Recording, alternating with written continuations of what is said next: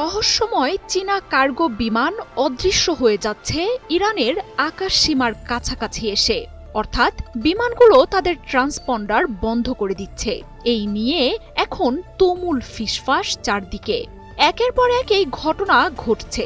তাহলে কি চীন ইরানকে অস্ত্র সরবরাহ শুরু করেছে?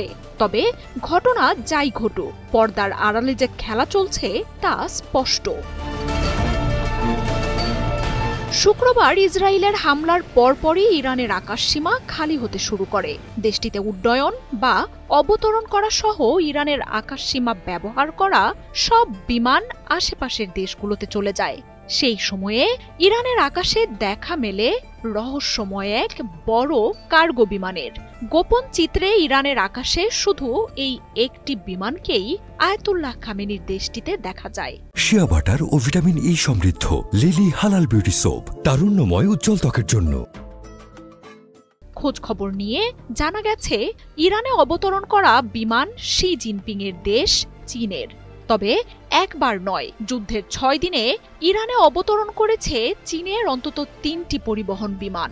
ঝুঁকিপূর্ণ এই সময়ে ইরানের আকাশে রহস্যময় চীনা বিমানের আনাগোনা নিয়ে চরম আতঙ্কে নেতানিয়াহুর ইসরায়েল। টেলিগ্রাফ বলছে, ইসরায়েলের হামলার পরই চীন থেকে একটি কার্গো বিমান ছেড়ে যায়। এরপরই দ্বিতীয় আরেক কার্গো বিমানও রওনা দেয়।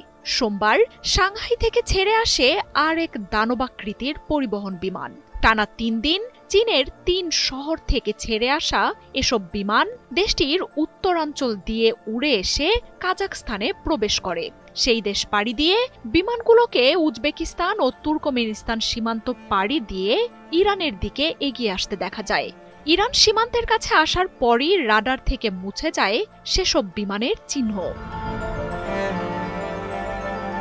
গন্তব্য লুক্সেমবার্গ দেখানো হলেও ইউরোপের আকাশ সীমার ধারে কাছেও যায়নি চীনের এসব কার্গো বিমান। তাই ধারণা করা হচ্ছে চীন থেকে সামরিক সরঞ্জাম নিয়ে এসব পরিবহন বিমান ইরানে এসেছে। এসব বিমান যে সমরাস্ত্র পরিবহনে ব্যবহার করা হয় সেটা নিশ্চিত করেছেন এভিয়েশন বিশেষজ্ঞরাও। বিমানে করে মিসাইল, ড্রোন আর আকাশ প্রতিরক্ষার মতো সরঞ্জাম সহ ইরানকে ইসরায়েলের বিরুদ্ধে যুদ্ধের অস্ত্র পাঠানো হচ্ছে, এমন দাবি জোরালো হচ্ছে। শি জিনপিং এবং আয়াতুল্লাহ খামেনির দেশ দুটি কৌশলগত গুরুত্বপূর্ণ মিত্র। পশ্চিমা আগ্রাসন বিরোধী জোটেরও সদস্য তারা। পশ্চিমা নিষেধাজ্ঞায় জর্জরিত ইরানের তেলের সবচেয়ে বড় ক্রেতা